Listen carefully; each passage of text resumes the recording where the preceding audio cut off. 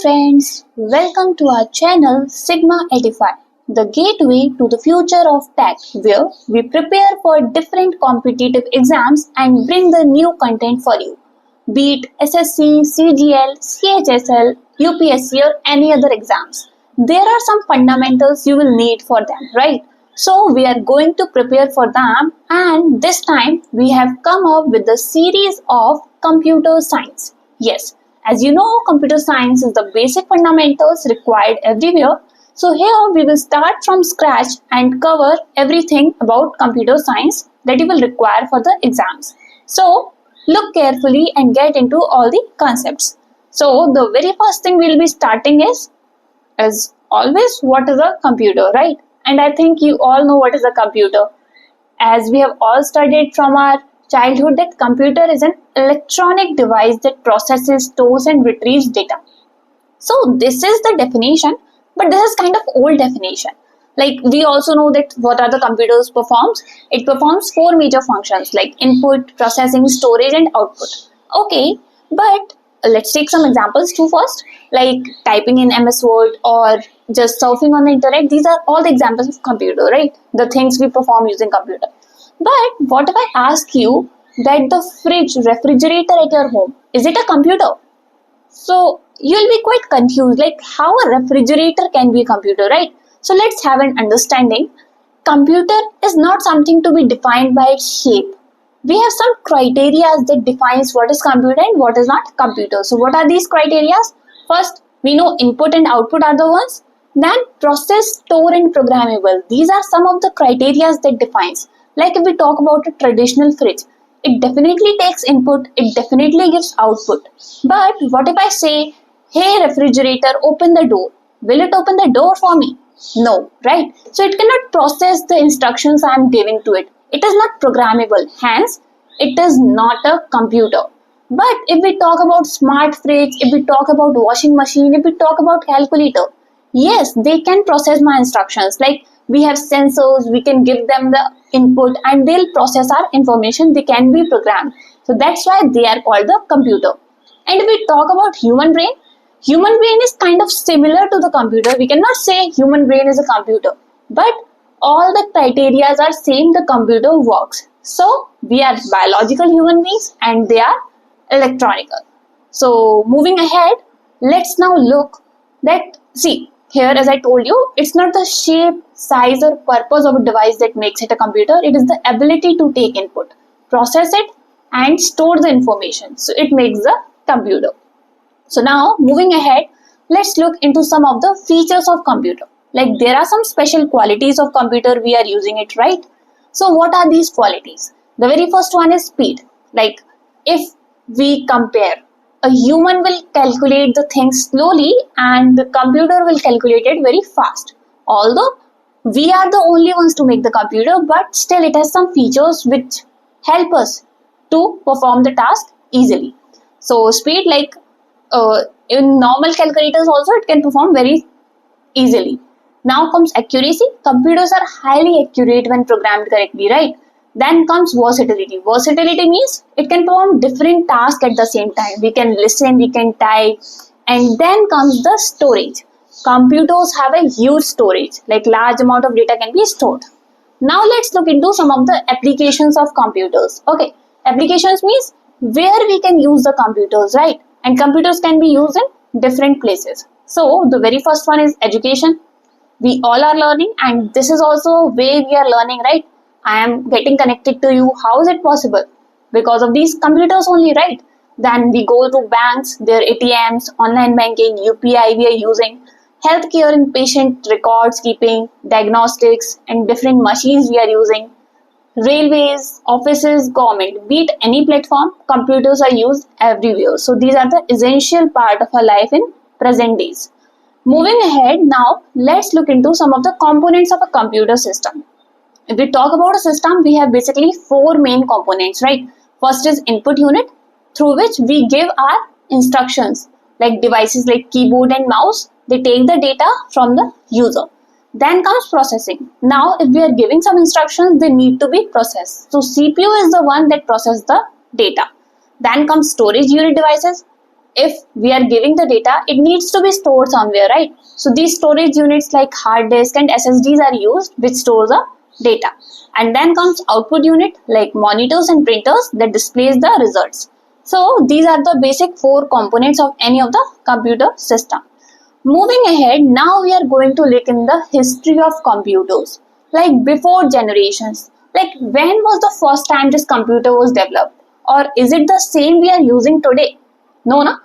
As humans have evolved with the time, same way the computers have evolved. So there are different computers in the earlier times. So the very first one is like abacus. It was like in 2700 BCs when we were using abacus. It was the first mechanical counting device. It was used for counting purpose. Directly it cannot do everything, but it was the starting from where the history of computer began. It was used for basic arithmetic like addition and subtraction, and it was invented in ancient Mesopotamia. Then comes Pascaline. It was developed around 1642. It was a mechanical calculator invented by Blaise Pascal.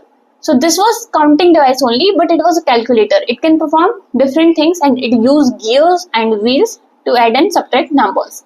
Then developed the analytical engine, and it was really very much important. It was made by whom? The father of computer, Charles Babbage. So it was the first concept of a programmable machine with input, processing, memory and output. Means it has all the basic criteria that a computer should possess. So, and who wrote this program? You should remember this, that Ada Lovelace, the first programmer who wrote its algorithm. So you just need to remember these names because they can be asked like which was the first computer in the history and then who developed the analytical engine. So you need to remember them. Moving ahead, we have now the generations of computer. Like there were as computers were evolving, there were the different generations we have categorized so that we can easily understand about them. So let's talk about the very first generation, which was around the time period of 1940s to 1956.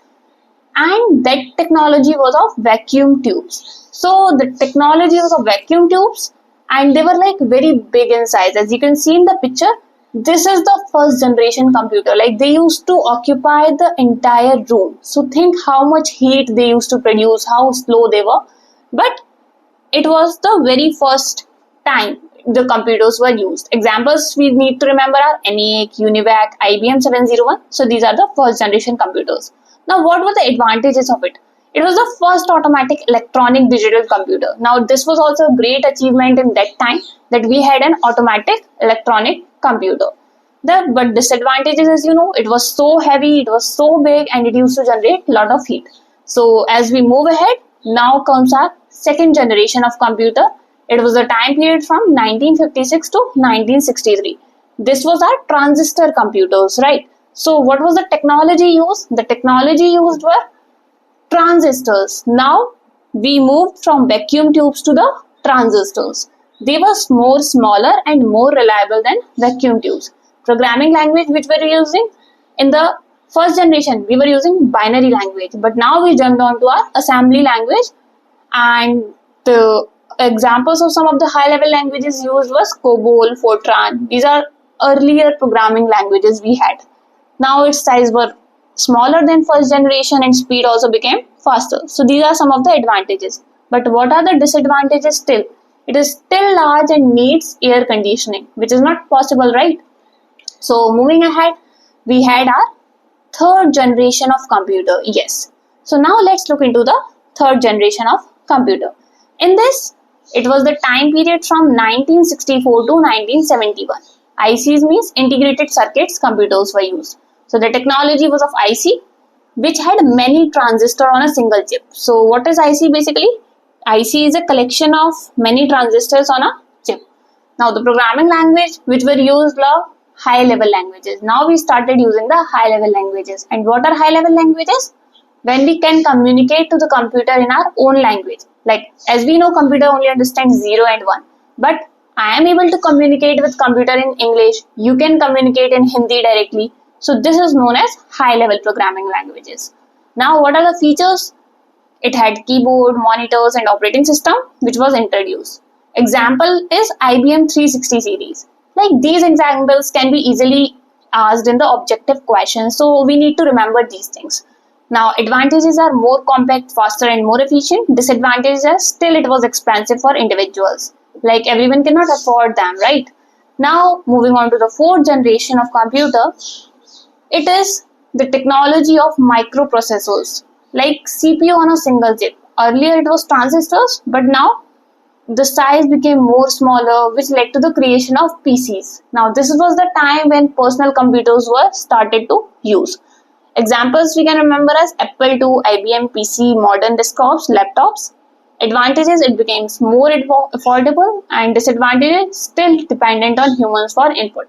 So like as we are evolving, you can see the size is getting reduced, the processing power is becoming more and more good. So these are the advantages. And now comes finally the fifth generation, which is our present and beyond. The era of artificial intelligence. As you know, we all are using AI in present generation. So the technology used, like AI technologies, we are using natural language processing, robotics, quantum computing, and many more. Features are ability to learn machine learning. Means now the computers can make the decision. We are training them. Examples we can take voice assistant, Siri, Alexa, AI powered system. So the advantages are it has becoming more smart, and the disadvantages still remains that ethical concerns, like there is dependency on technology. So we'll keep evolving and the generations of computers will keep coming. So you also just keep updating your knowledge. Now let's look into the types of computers. We studied about history, we studied generations. Now it's the time to study about the types of computer. So see, the types of computer are also on the different base. Like if we talk about based on purpose, it has general purpose and special purpose. General purpose means the one which we are using in our regular day-to-day work. We are using, you are using, right? So we use MS Word, we use browsers. So examples are PCs and laptops. But when we talk about special purpose computer, they are designed to perform specific tasks efficiently, like for industries, for military, for scientific research. So these are the special purpose computers. Examples we can take as CT scanners, ATM machines. So these are like specifically, like ATM machine cannot be used by us for our regular day-to-day life, right? It is used for banking purpose. So now let's move. It's about the by size and power. We talked about purpose. Now as per the size and power, we have different types of computer. The very first one comes as microcomputer, which is also called personal computers, which we are using. Used by individuals at home. Examples are desktop, laptop, and tablet. Then comes mini computer. It is multi-user system. Like 10 to 100 users can work simultaneously on a system. So it is used when we are setting up a small business or any startup where we need 10 to 100 members, right? Example we can take IBM AS 400.0. Okay. Now what others are? Mainframe computers and supercomputers. What are mainframe computers? These are more powerful and large scale systems which is used by organizations, like big organizations. They can handle hundred to thousands of users at once. They are used in banking, airlines, government, databases. Okay. And supercomputers are the fastest types of computers which are used in weather forecasting, nuclear simulations, and AI modeling. Also, examples are Param India, Sumit USA. So these are not made in bulk. These are like limited in quantity, and India's supercomputer is Param. So you need to remember this, which is India's supercomputer. Okay. So now let's move ahead. Now we have types of computer based on data handling. So how these data is being handled? So you need to remember we have basically three types. First is analog computers, and then comes digital computers. You need to remember their examples. Like for analog, we have speedometer, temperature monitoring system. For digital computers, we have PCs, smartphones, and moving ahead, we have our hybrid computers. Hybrid computer means they use the features of both analog and digital. So they are used in hospitals, industry control. Example, we can take patient monitoring system. So these are the types of computers. So now we have studied about different things. Let's have a recap. We studied what are computers. Then we saw about the different features, different applications of computers. We looked into the history of computer, generations, and different types of computer. So see, when you are learning now, it's not so much. You can just capture it here and revise it. So here we have our quiz time. We'll have the questions and let's see how much you remember about these, what we have studied. So are you ready for the quiz? Let's see. We have some of the questions and you will easily be able to answer these questions. So the very first question is, what type of computer is designed for individual use? You don't look into the answers. Try to understand, like, what are the computers we use for individual use? We studied them. It is our microcomputer. Mainframes were used in large organizations. Mini computers, then small organization, and supercomputer for weather forecasting and big tasks. So I hope this is very much easy question. Moving to the next question, we have, which of the following is not a microcomputer use? Okay, so let's see. Which one is not a microcomputer? Laptop, tablet, desktop, IBM. IBM is not a microcomputer, right? It is specifically designed computer. So comment your answers and let me know in the comment box. Next is our, what type of computer is used in banks to handle multiple transactions? We studied about this. It was our mainframe computer, right? So mainframe computers are used in banking. Now moving ahead, we have our, which of the following combines both analog and digital computer? This is very simple computer. This is very simple question. So when we combine analog and digital computer, this is our hybrid computer, right? So I hope these all are very much clear to you.